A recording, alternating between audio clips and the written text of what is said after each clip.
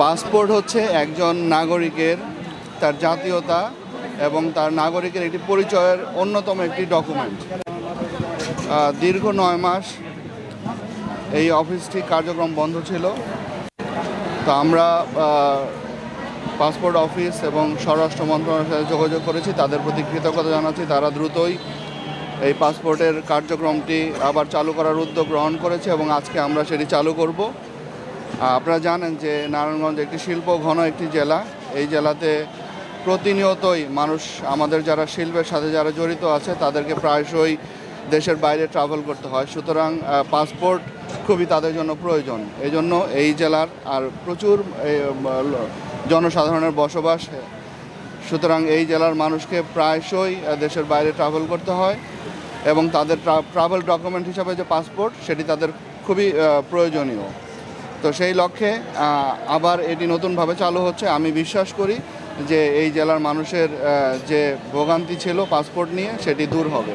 পাশাপাশি আমরা চাই যে এই অফিসটি হবে পুরোপুরি দালাল মুক্ত এবং মানুষের পাসপোর্ট করার ক্ষেত্রে কোনো রকম কোনো প্রতিবন্ধকতা হবে না। যারা পাসপোর্ট অফিসের সাথে যারা কাজ করবেন, তাদের প্রতি আমার অনুরোধ রইল, মানুষ যারা পাসপোর্টের জন্য আসবেন তারা যেন নির্দিষ্ট সময়ের মধ্যে তারা পাসপোর্ট পেয়ে যান এবং তাদের জন্য কোনো রকম কোনো প্রতিবন্ধকতার সম্মুখীন না হতে হয়। আপনারা জানেন ইতিমধ্যেই আমরা হসপিটালগুলোতে দালাল মুক্ত হসপিটাল ঘোষণা করেছি এবং গতকালকেও 2 জন দালালকে আমরা অ্যারেস্ট করেছি। আমরা এখানে যদি কোনো অভিযোগ আসে যে দালালরা এখানে কোনো ইনফ্লুয়েন্স করছে, আমরা সাথে সাথে আমাদের মোবাইল টিম পাঠাবো এবং তাদের বিরুদ্ধে আমরা অভিযান পরিচালনা করব।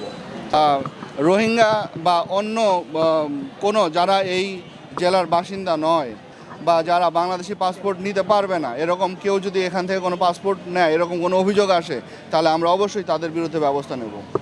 এটা তো অনেক আনন্দের একটা ব্যাপার যে নিজের জেলায় দূরে কোথাও যাওয়া লাগবে না। এটা খুলছে প্রায় 8 মাস পর। তো এখন আবার আমার এমনি ট্রাভেলের কোনো নাই, এখন প্ল্যানিং নাই। কিন্তু যেহেতু আপনার পুলিশ ভেরিফিকেশনের যে সমস্যাটা ছিল সেটা তো এখন নাই, তো ভাবলাম এই সুযোগটা কাজে লাগায় পাসপোর্টটা করে ফেলি। আর এখানে আসার পর সব কিছু ঠিক আছে, বাস মানুষের ভিড়টা একটু বেশি, এটাই আর কি সমস্যা। যদি এই ভিড়টাকে কোনোভাবে কন্ট্রোল করা যায়, যে টোকেনের মাধ্যমে সহজ যেই পদ্ধতিটা আর কি, টোকেন দিল, টোকেনের সিরিয়াল অনুযায়ী মানুষ আসবে বা জমা দিবে, তাহলে সবচেয়ে বেশি ভালো হয়। নাহলে দেখা গেছে আমরাই, ওনাদের কোনো দোষ নেই, আমরাই ধাক্কাধাক্কি, অনেক বাজে অবস্থা আর কি। এই এছাড়া সব ঠিক আছে, আমার অনুভূতি খুব ভালো। আমি দেখি এখন জমা দেওয়ার পরে কোনো ভোগান্তির শিকার হই কিনা। এখন পর্যন্ত সব কিছু ঠিক আছে। আমি নিজে আবেদন করে সব কিছু টাকা জমা দিয়ে আসলাম আজকে।